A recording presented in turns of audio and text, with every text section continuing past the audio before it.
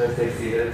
It's hard. Maybe a little Up to here. Okay, all right. I can stay like this. Okay, good. All right, good. It's hard for me to stay still. So, this is sort of more of a theological response to the environmental crisis. So I've talked a lot in the last couple of classes about more broadly religion and ecology. And then the last time I talked more specifically about a single doctrine.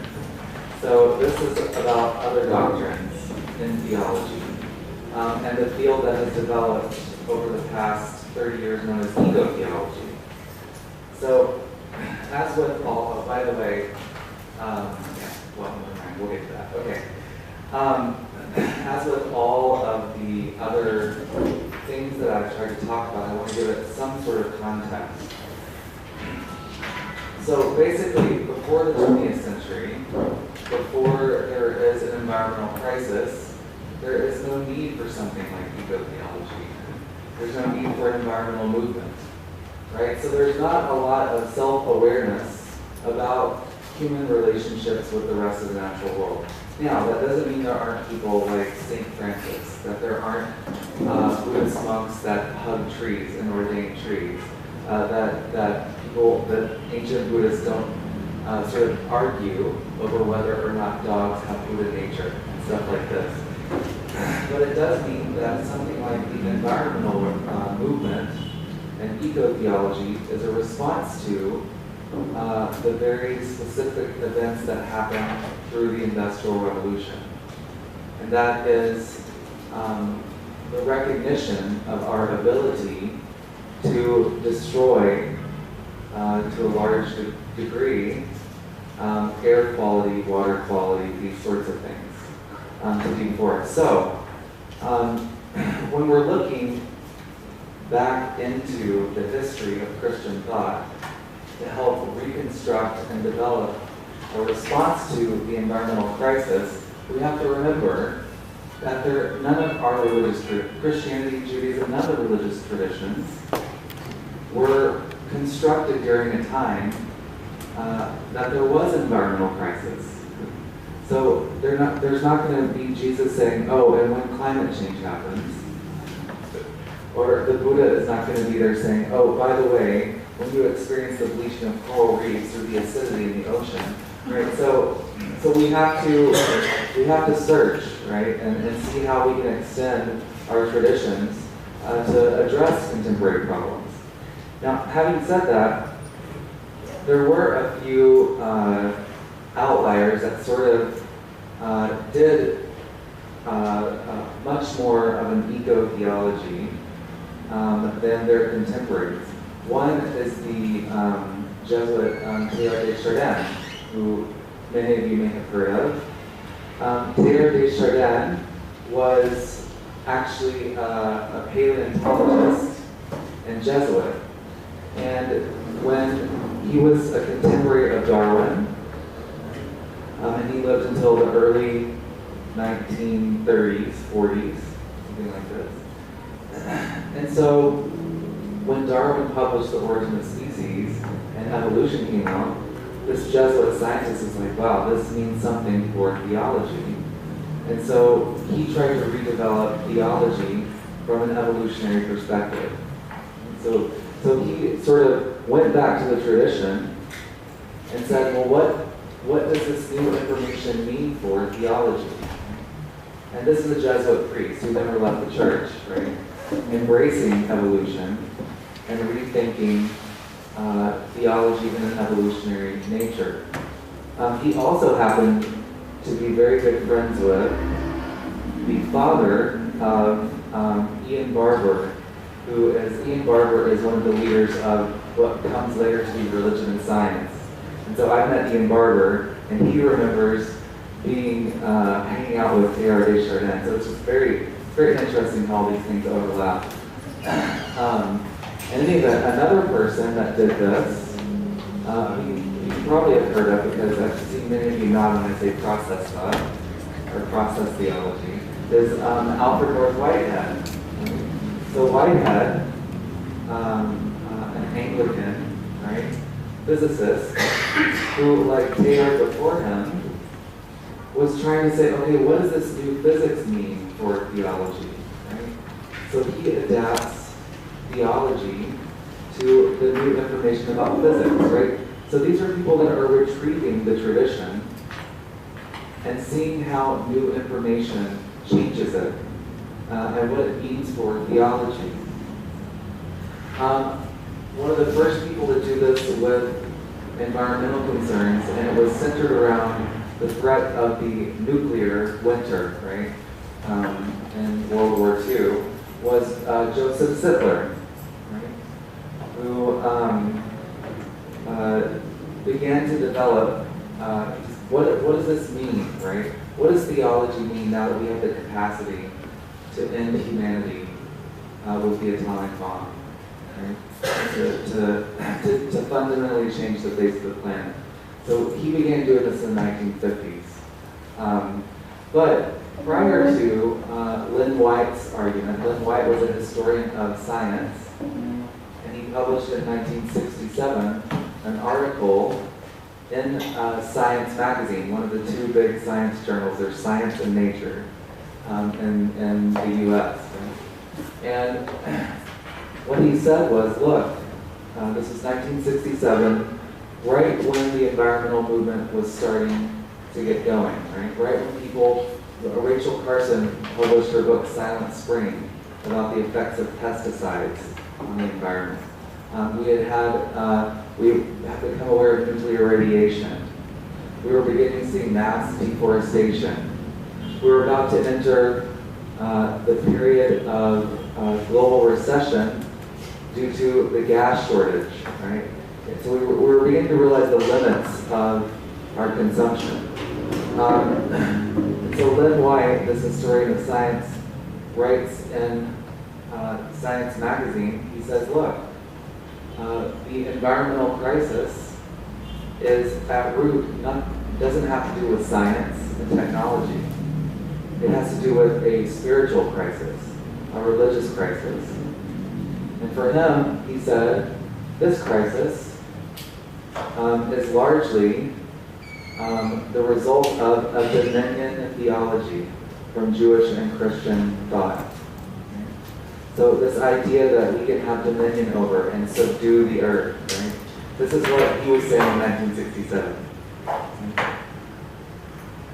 Now, a lot of environmentalists and people that were done with religion said, aha, here's our prophet finally saying that religion is useless and we can all be justified in becoming atheists, right? This sort of thing, environmentalists. Right?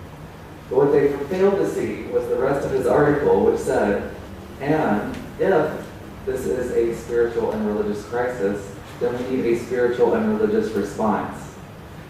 And at that point, he said, look to the tradition of Christianity, and you have St. Francis of Assisi, right? An example of someone who spoke with animals, right? Spoke of brother, sun, sister, moon, right? In the Canticle of Creation. And so he proposed that St. Francis become the patron saint of ecology, the science of ecology, in this very same article. So, what he was saying basically is that Christian theology has brought us out of the rest of the planet through our understanding of what it means to be made in the image of God as somehow over and against the rest of nature, through our doctrine of ex nihilo, which I talked about yesterday, through our soteriology, right?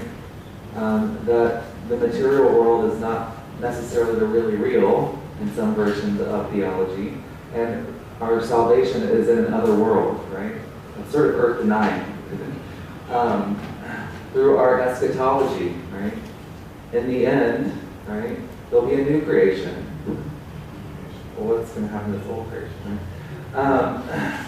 Through our understanding of sin. Sin has been so focused on human sin and human sin and sex and this sort of thing that we've forgotten about systemic sins, right? Or sins against nature. Through our pneumatology, our understanding of the Spirit has been quite disembodied. When you look back into the tradition, you see that it all begins with the ruach of Elohim hovering over the face of the deep, right? The Spirit of God. So, anyways, through all these ways, Lynn White, had a point. There may be a little bit of a problem. Now, there were 4 primary reactions to Lynn White's critique, what's become known as the pre- and post-Lynn White era and eco-theology. The 4 critiques are apologetic. Right? That is, no, I'm sorry, you're wrong. Christianity has always been an environmental tradition, and here I'll show you why. Here are all the traditions that tell you why Christianity is environmental. You're just wrong. So it's sort of an apologetic / denial. Right? Another is reform, the Reformed tradition. Someone like Paul Santmeyer, a Lutheran pastor and theologian, who wrote Nature Reborn, The Revolt of Nature, Nature Reborn. He's written several books. But what he says is, you're right. We need to reform.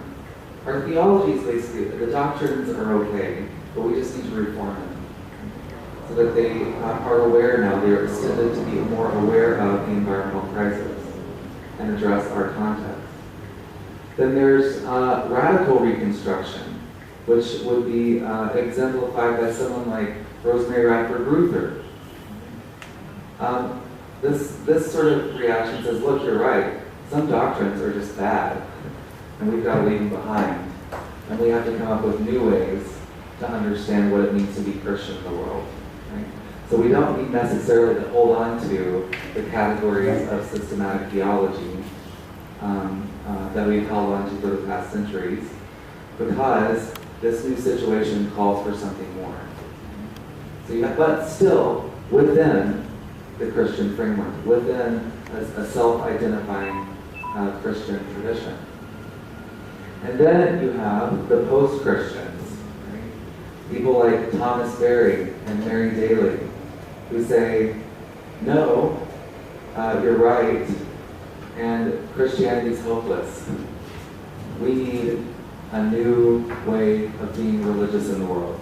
Thomas Berry shifted from being a Catholic priest.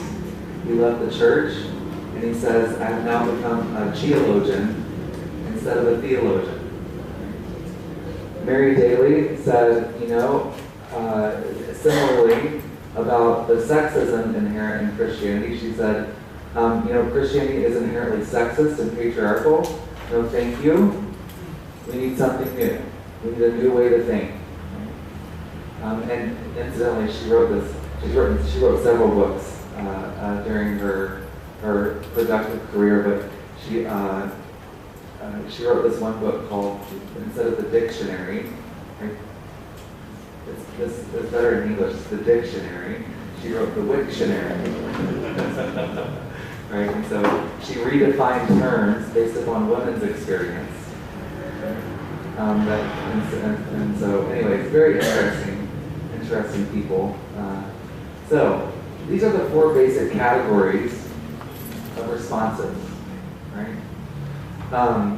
Now, what are some of the sources if you choose to remain in the one of the 3, which I assume that many of you will, since you want to be pastors likely or something like this, and most people, right, choose to stay in one of the 3, even though you can still draw from the 4th category. You don't have to fear the 4th category. But if you choose to stay in one of the first 3 responses, within Christianity, there are 3 major sources for developing an eco-theology. And these are not exclusive, you can combine these. But basically you have the sacramental, or the incarnational. It doesn't get much more bodily and earthly than God becoming flesh. Right? You have the covenantal, right? The pact with God, right, that you see in the Exodus narrative. If you behave and follow my covenant, you can stay on the land. If you don't follow the rules, between one another, between you and the land. The land will vomit you out, right? The Hebrew is quite specific in this. It's not Yahweh throwing people out when they break the covenant, but it's the land vomiting his chosen people out, right? So this is a covenantal tradition, or you can think of the Noetic covenant, right? That God makes with all of creation after the flood, or the Ten Commandments, whatever. Leonardo, I'll talk about each one of these a little bit more, so I'm not going to go specifically into each one. And then you have the prophetic tradition, right? That the recognition that at all times throughout Christianity, there have been times when the theology and religion has become too closely aligned with systems of power. And so you need prophets to come through and shake things up. You need Jesus to come turn tables over at the market, right? You need iconoclasm, the smashing of idols. So these are three strong traditions within Christianity that can be used to develop an eco-theology. Now, some of these specific doctrines, right, that we might want to go into. I don't want to say too much about this because most of you were here yesterday when I talked about Catherine Keller's reconstruction of the doctrine of ex nihilo. She sees the doctrine of ex nihilo as inherently sort of anti-material. And so she opts for something like creatio ex profundis, right? Creation out of profoundness, the tehom, the watery depths, an elemental creation, rather than creatio ex nihilo, which is imposed upon the Genesis story by later theology and is not indeed biblical. So I don't want to spend too much time on that one because I did a long talk on that yesterday and I don't want to put you to sleep this early. Okay, so reconstructing some doctrinal loci. The Imago Dei. Jürgen Moltmann, who many of you may have heard of or run across, has been very good at this, right? in his systematic theology. And what he says is, look, the Imago Dei is not some sort of essence. It's not a spirit. It's not something that marks humans as over and against the rest of nature. But it's a process. We live into the Imago Dei when we live in right relations with all of the creation that is indeed very good. Right? So the Imago Dei is a process that is the end result. Living into the image of God is an active thing. It's a responsibility. It's not a given. Right? And so that's how he reworks the idea of the Imago Dei. It doesn't mean that you have a soul and you're saved from birth. Right? It means that if you, it's a promise. It's a goal to live in right relations with others and with the rest of the natural world. Okay. Sally McFay, right, in a very sacramental way, develops her own understanding of what it means for what an incarnational theology means. If indeed God becomes flesh in human form, well, from an ecological perspective, that means God takes on an elemental form. That means that God is related to all the other animal kingdoms. That means that God is within all the elements, the air, the water, all the things that are necessary for life. And indeed, she says, the earth is the body of God. And from her perspective, this idea of an incarnational theology, a sacramental theology, means that we have to rethink understandings of sin and salvation specifically. So sin is a turning away from God, and if the earth is God's body, or the universe is God's body, which is really what she means, then turning away from the earth and denying our dependency upon the earth is a sin. We are turning our backs to God when we pretend as if we don't exist because of the rest of the natural world, and as part of the rest of the natural world. So for her, sin is ecological sin. And salvation likewise. Salvation is for this whole creation. It's embodied. There is not much biblical evidence for a disembodied afterlife. Jesus comes back in the flesh, right? This is bodily resurrection.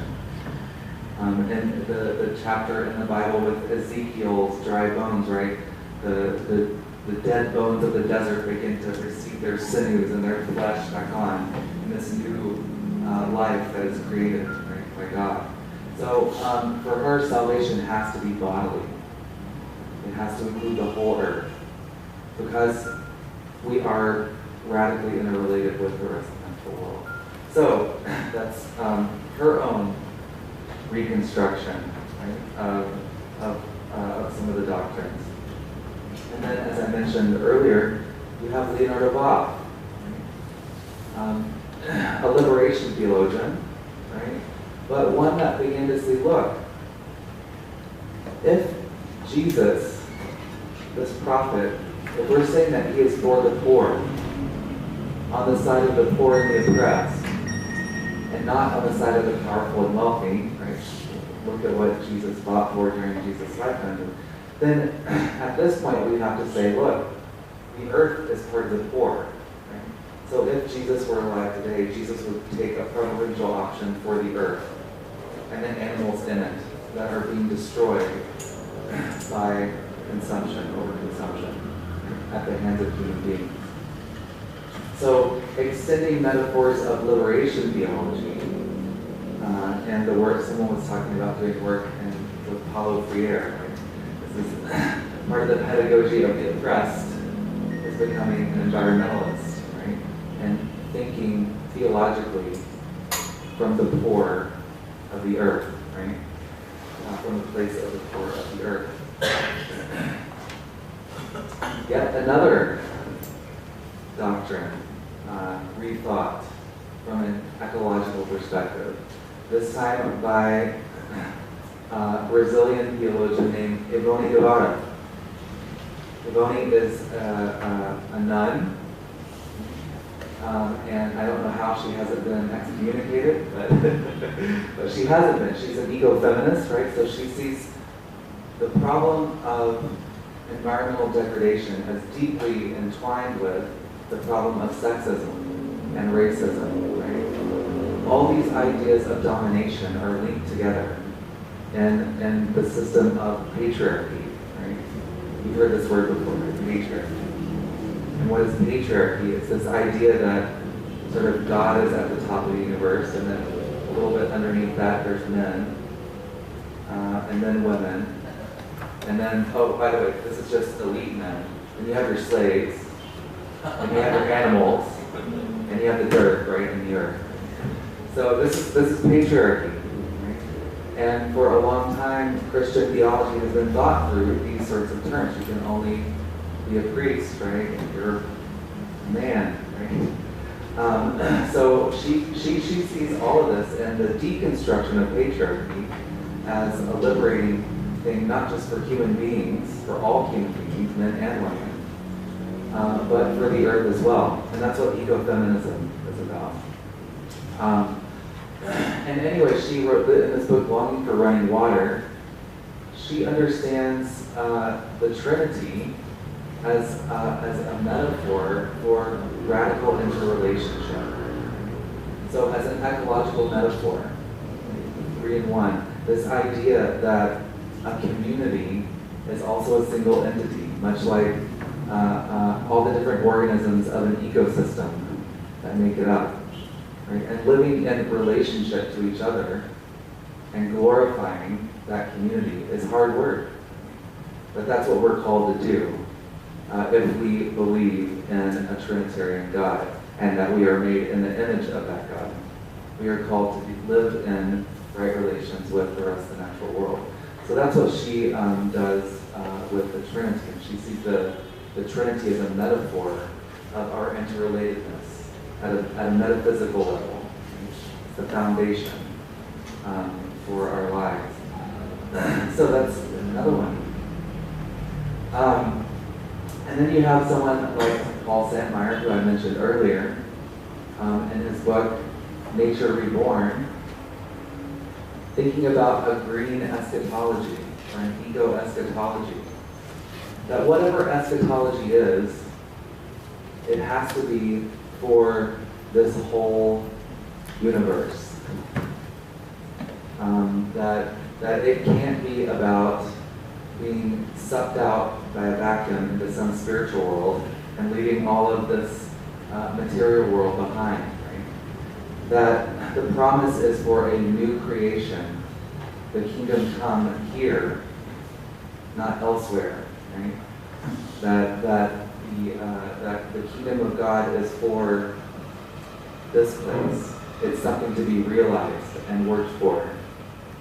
It's not something that is in some far-off place that we think of as heaven, right? As if we were going to find a beanstalk one day, right, and climb up to where the giants are or something. I'm just kidding.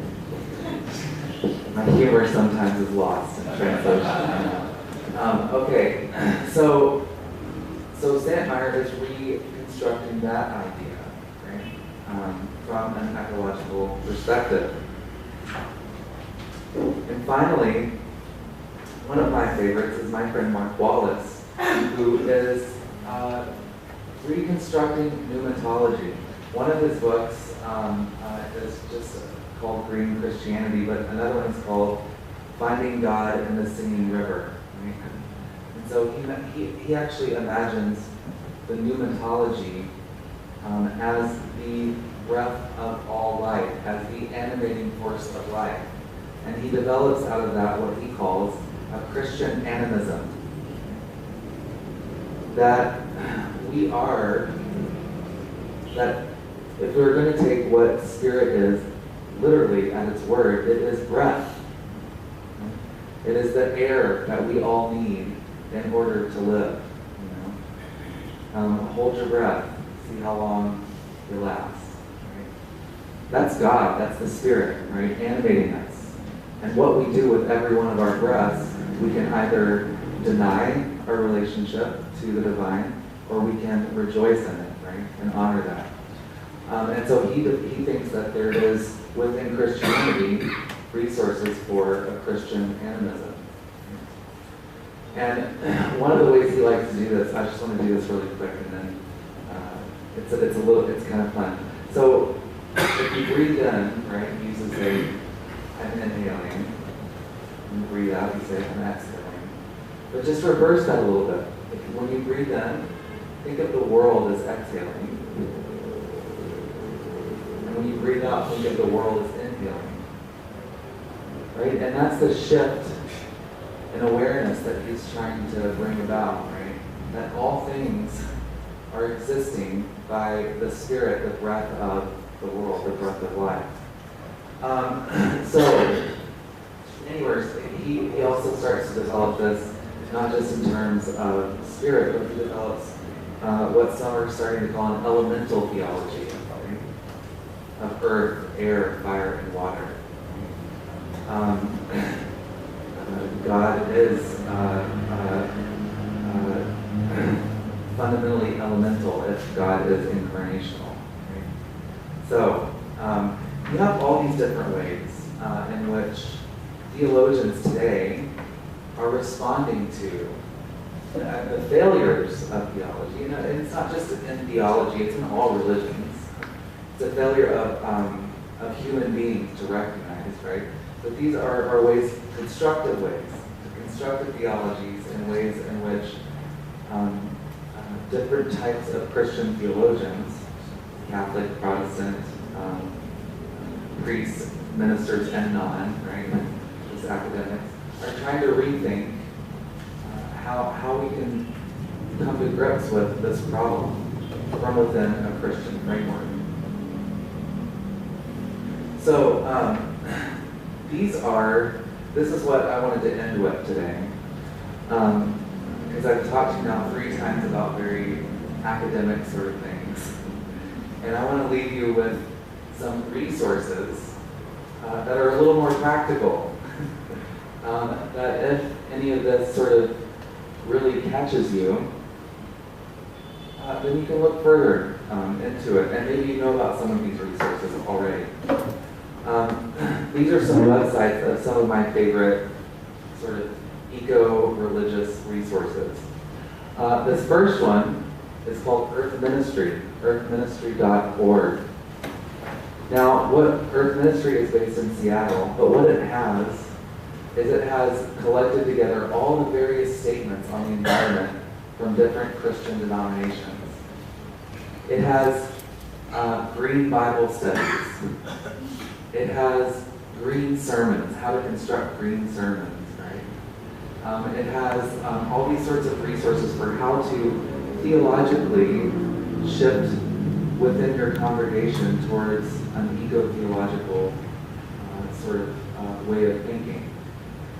So it's quite helpful if you're in the parish and, you know, like we all are sometimes, you need some quick help here. Go to this website and find something. Another one, which I actually really like a lot, though I couldn't agree less with their theology, is the Evangelical Environmental Network. So one of the things that they have done, right, is evangelicals are very good at proselytizing, which is a no-no here, I know. But the Evangelical Environmental Network has turned that energy towards proselytizing for the earth. Right? So instead of what would Jesus do, they have what would Jesus drive campaign. And when I was out in Berkeley, actually, they would go around. Believe it or not, there are evangelicals in Berkeley. You think Berkeley's this atheist place, but It's an association that evangelical students that. Yes, exactly. So the Evangelical Environmental Networks, they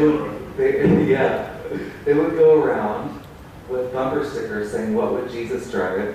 And if they saw an SUV, they would slap it on there, right on the paint, right? And if you take a bumper sticker off, it takes the paint off your SUV, right? So this is like a radical action, right? You're trying to mess with someone's driving thing. They have also been instrumental in West Virginia in trying to end mountaintop removal in mining. Right? So the process by which mine companies go in and just blow the tops of mountains off to get coal, which then leads to runoff in rivers that fills up the rivers, arsenic in the water, the death of forests and everything around. So it's bad stuff. But they've been very effective in their environmental work. So I just wanted to point that out to you as well. A third one is the Regeneration Project, also known as Interfaith Power and Light. What they do is they're now in 40 different states, 39 states, and they help congregations, synagogues, and mosques to green their buildings. So they'll go in and help you do an energy audit that looks at how much energy use you're using as a congregation or a religious community. And then they'll make recommendations. Well, you can put compact fluorescent light bulbs in, you can bring your own coffee mugs, right? You can not use paper plates and styrofoam, but use real stuff and wash it, you know. You can put solar panels on the roof in some cases. You can do composting and recycling. You can buy products for your office, for your bulletins that are recycled, right, and post-consumer. So that's what they've been doing as a response to this. And the Abrahamic faiths, the three monotheistic faiths. Well, three major monotheistic faiths. Okay. Another one that might be relevant for here is, and of course it's experiencing technical difficulties now, so I can't actually show it to you, but remember this, the Green Seminary Initiative, right?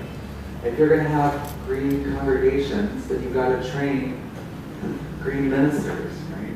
So the Green Seminary Initiative provides resources for seminaries like here to help green the curriculum, to help green the actual building and institution.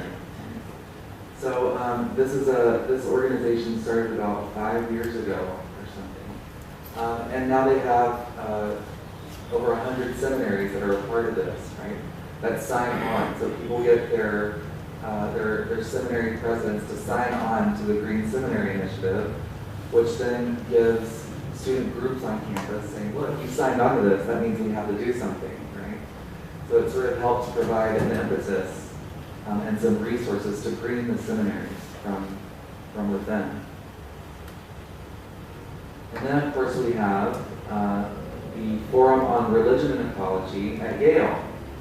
Now, the Forum on Religion and Ecology is not just for Christians, but they have resources on all the world religions and ecology. So if you want to find out about Christianity ecology, Judaism ecology, Buddhism ecology, Buddhism ecology, Jainism ecology, any religion ecology, go to this website. Under publications and resources, they have extensive up-to-date bibliographies on everything that's been published for every one of these religions. They have extensive links on websites for people within religious traditions that are acting. So they have activist links as well. They have video links, all sorts of things. It's a great resource on the web for your own research. If you're as students, if you wanted to do something more in this, it's a good resource. And then there's IFES, the Islamic Foundation for Ecology and Environmental Sciences, which is a global-wide Muslim movement to help create a green Islam. And they have newsletters, and they hold conferences. One of the things that's come out of IFES is this concept of eco-halal. So what does it mean? What does halal mean from an environmental perspective? And is overconsumption and being a bad steward to the environment, is that haram? Right? So there's eco-halal and eco-haram ideas that have come out of this IFES movement. Greening the Hajj is another thing that they're helping, along with Gruden, who I met with yesterday, and the Religious Conservation Association, I can't remember what it's called, like Association of Religious Conservation or something like that. Trying to green the Hajj. Imagine how many thousands of people go on Hajj every year and what resources that takes.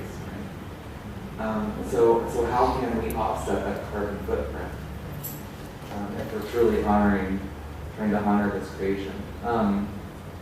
Yet another organization.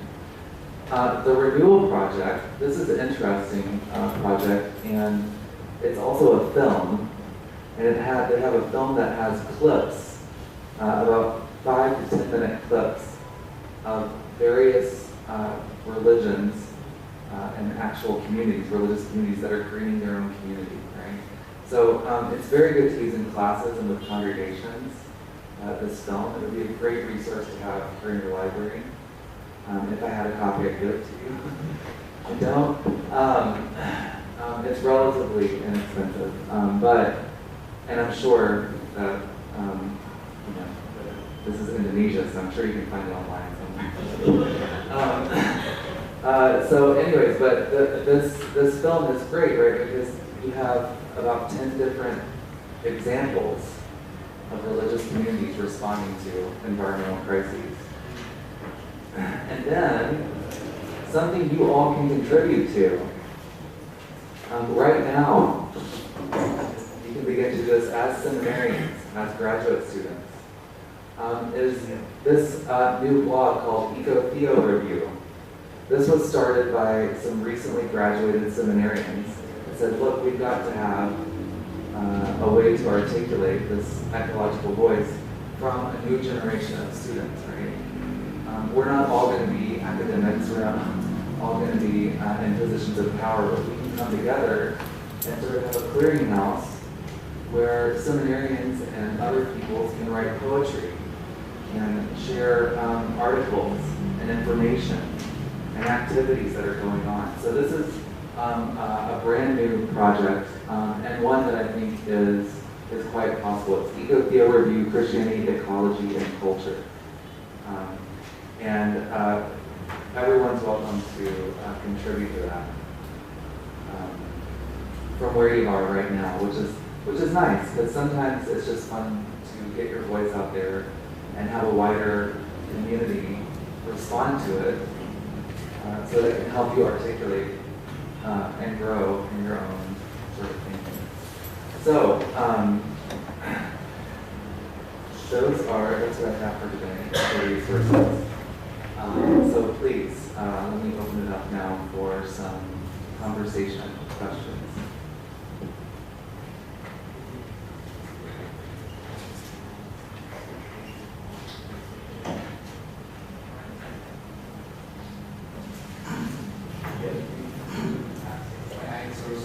Yes, of course.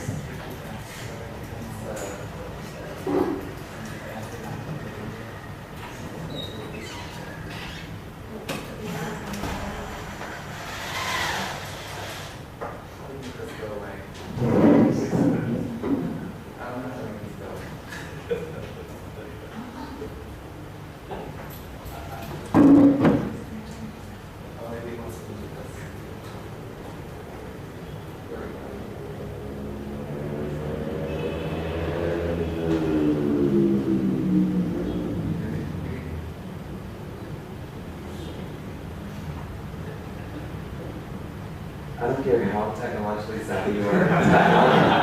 Technology can always make you feel like an idiot.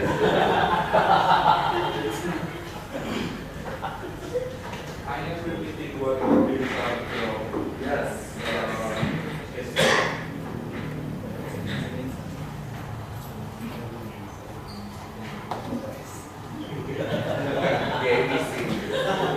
presentasi Pak Rizal.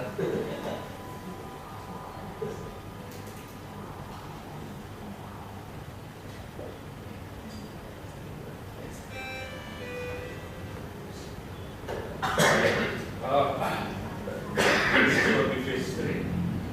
And this kind of thought, we can find it everywhere, in every aspect of our life. And then we're talking about eco-theology, which is the, maybe it's not new for us, but you teach us how to build an awareness about our future economy. Then the problem is I try to connect it, the thought with yesterday I think we discussed about land bargaining.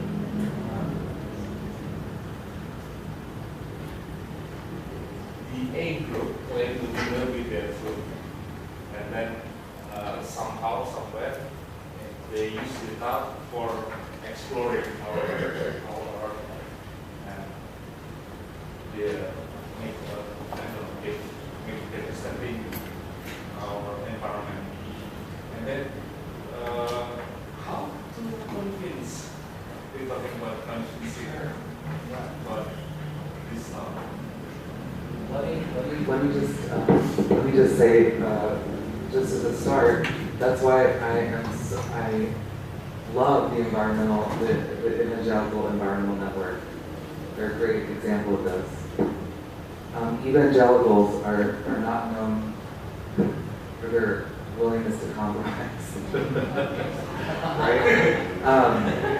However, you have a whole generation of evangelicals now that are concerned about the environment because of the work of the environmental movement, because of the increased problems with pollution and climate change, right? So even though their grandparents and most of their parents said, oh, this environmental thing is a left, that's not, doesn't have to do with our religion. They're saying, no, it does. You know? Also, when you look at evangelicals in the U.S., right? When you look at, and that's my context, so that's what I can speak to, but when you look at evangelicals in the U.S. on the issue of gay marriage, those that are 30 and under are largely in support of gay marriage, even though their parents are largely opposed to it. Right? These are evangelicals that are still identified as evangelicals, and they say no problem. Right?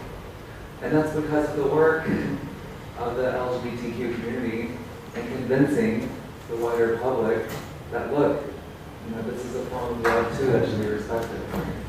So, yes, I do think, look, I don't care if people that hold this position think that they haven't ever changed their mind, that's fine. But I think they do over time through dialogues, right? And if someone needs to think, well, I've always been consistent on this, I've never changed my mind, that's fine. If the end result is compromise, right? So, and I realize that's not the case with certain groups like, the FBI and this sort of thing, but all I can say is, and all I can hope for is that with more and more people engaging in this type of conversation, that the conversation begins to shift, right? The opinion, the dominant public opinion, right? That it becomes less and less okay to be exclusive, right? That it becomes less and less okay to be racist. That it becomes less and less okay to be sexist. Less and less okay to hate the environment. One of my evangelical friends, he said when he started doing this, he said, people say, oh, you're a tree hugger. And he'd be like, well, what are you, a puppy kicker? Are you an animal hater? What does that mean, right? What is this name called? So it's becoming less and less publicly acceptable in many places to not care. Right? And so, I think that's, as educators, as ministers, as community leaders, I think that's all we can do is, not naively, right, think that we're going to change the world, but to keep on having this conversation. Think about your grandparents and think about where you are now, right? And how did things, things are definitely different, right? And the same with mine, right? And that shifts because of discourse and because of events, right? And these sorts of things. So,